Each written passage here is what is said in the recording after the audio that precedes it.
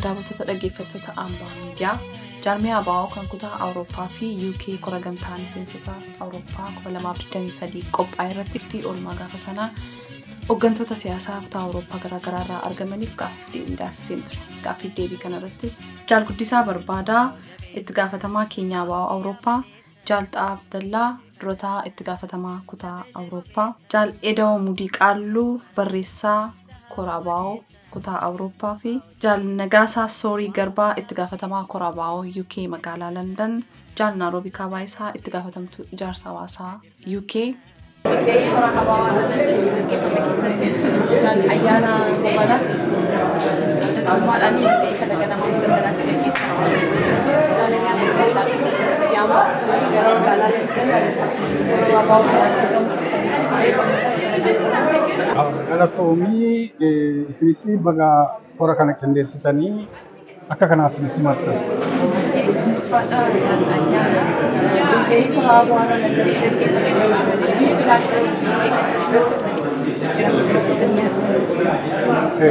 Dhugaadhumatti laphee koraa yoo dubbadhe walgahii koraa godina Awurooppaa har'aasitti godhame waan kun herregne waan eegne caalaatii ta'e argine jechuudha. Tokkoffaa maaliif kana jennaa yeroo dheeraa booda yeroo korri ta'uu dadhabee namni karaa onlaayinii karaa zuumii wal argaa dhufe yeroo duraatii fi eegaa koovidiin dhalateeti har'a asitti yeroo godhannu namoota ammas baay'atanii dhufu jennee otoo hin eegini garuu namni baay'inaan karaa kuusaa baay'isee wanni irratti caalaatti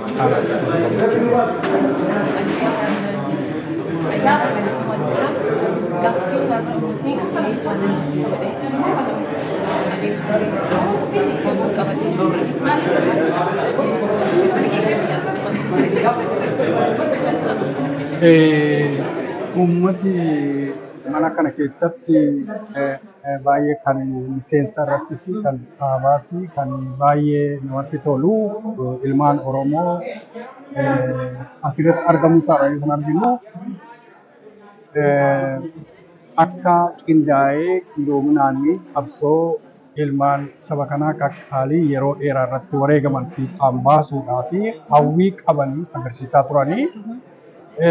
Wanti chaalenjii immoo maalii fi hundi keenya akka hoogganaattis akka hawaasaattis walitti dhufnee tokkummaatiin deebisnee ijaarree qabsoo kana galmaan hin geenye kan jedhu kun irratti karaa dhimma waraanaas agarsiisee akka namoonni tokko tokko dubbatan ta'eeti waraana bilisummaa Oromoo jennee namni baay'een warra addana dhufe kan amanu waraana bilisummaa Oromoo uummanni Oromoo karaa hundaayyuu otuu hin seesiin otuu waa tokko shakkii keessa galii akka gargaaruun irra jiru yaada walii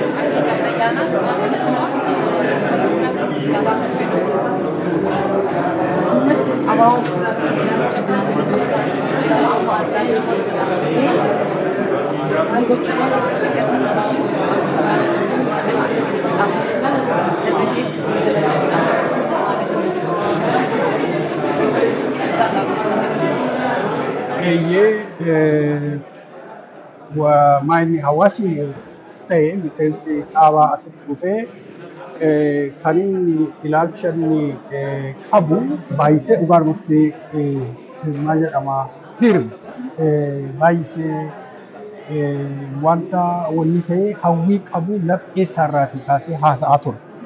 Laphee irraa ka'eetu yaadallee gumaachaa ture. Yaadni gumaachi kun hooggannis hawaasarraa maal akka barbaadu hawaasni maal gochuun akka irra jiru hawaasni tokko hundee saba tokko hundee qabsoo tokko akka ta'e dubbatame karaa hoogganaa karaa hawaasaa immoo hawaasi hoogganni muuxannoo qabdanii qabsoo keessatti akkam gootanii akka nu dabarsitanii akka hawaasa kanas keessumaa immoo jenereeshinii haaraa kana yaangii kana akka gorsa nu laattanii akka muuxannoo qabdan gara keenyatti nu dabarsan kan jedhu waan akkasii irratti kan dubbatame jechuudha. So kanammoo lamaanuyyuu gareen lama gamaa gamanaayyuu waadaa walii seeneera kanarratti hojjechuudhaatii fi egaa wanta jedhame kana hundumaa gara hojiitti jijjiiruudha malee wanti hafe hin jiru mari'arra. Galatamaa jecha gaaffii dhumarratti dabalu jaallatawwan qabsoo kana keessa sirbaana turanii socho'uudhaan hiramuudhaan qaama mootummaa dabaluudhaan gara gara biraatti qabsoo kana harkisu caccabsuun furuu barbaadanii fi ergaa qabdan Ilaa waan kana yeroo baay'ee dubbannaa qabsoo tokko keessumaa akka qabsoo Oromoo uummata garboome. Uummata garboome tokko namni yeroo qabsoo sanatti dabalamu fedhii dhuunfaa guuttachuuf yookaan immoo fedhii dhuunfaa yeroo jennu dinagdee hawwii dinagdees hawwii aangoos hawwii waan biraas otuu ta'uu hin taane namni kan inni gochuun yaaduun sammuun isaa qulqullaa'ee yaaduun irra jiru sirna garbummaa tokko jala jirra. Sirna garbummaa kana keessaa immoo bahuudhaa fi qabsoo dhumti uummata garboomee bitaa utuu hin jedhin mirga utuu hin jedhin sooressa utuu hin jedhin hiyyeessa utuu hin jedhin dubartii utuu hin jedhin dhiira utuu hin jedhin hunduu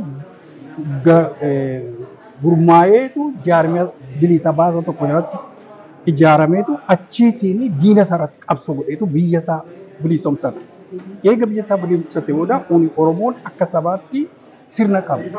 Sirna gadaa qabna. Sirna gadaa qabnu kanaan illee gara fuulduraatti hawwii hin qabnu sabi keenya sirna demokiraataatiin sirna gadaa sanaan illee akka obbushuu irratti yaadatu jira jechuudha. Yaada kana immoo hojiirra oolchuun duraan dursee sabi kun bilisummaa bahuutu irra jira. Isa kana egaa isa kana hubachuu warra dadhabee fedhii dhuunfaa guuttachuuf jecha yeroo hundaa gaafa qabsoon kun jalqabee amma ammaatti gaafa fedhii dhuunfaa ta'uu dhiisee gananii keessa bahu. Kun immoo qabsoo Oromootiif adda miti. Kuni uummata qabsoo godhan keessa yeroo jira. Waan jiru kana akka jirutti hubanne qabsoon itti fufee jaallan qaqqaaliin sabi kun qabu baay'eetu jira. Dirree dhaltillee kan wareegaman karaa qabsoo kanatti kan wareegaman ture. Imaanaa isaanii sana fiixaan baasuudhaaf fi ilmaan Oromoo warri hafee kutannuutiin agartee of ijaaree gara fiixatti qabsoo geessuudha malee warri ganee garaa isaa jedhee bulee qabsoo kana gane yookaan immoo agartee yakka saba kana irratti hojjete seenaa isaa qo'eesse gaaf tokkollee itti gaafatamu. Waaqa yoo namni biyya lafaa irratti itti gaafatamuu dadhabe waaqa fuulduratti itti gaafatamuu deemaa jechuudha. Warri waaqatti amanu kana beekuma turre jiru. Jaala ayyaanaa gobanaa waan dhaabsee jedha. Jaala ayyaanaa gobanaa namoota beeknee fi filatamaa wayyaa Awurooppaa magaalaa Swiidin irraatti magaalaa Londanitti argamanii Oromoo walgahii guyyaa akkas filatamaa oolanii maqaa kophii maqaa uummata samarkaa sagalee uummataa ta'ee abbaa biyyaa bakka bu'ee jedhama. Galatoomatti.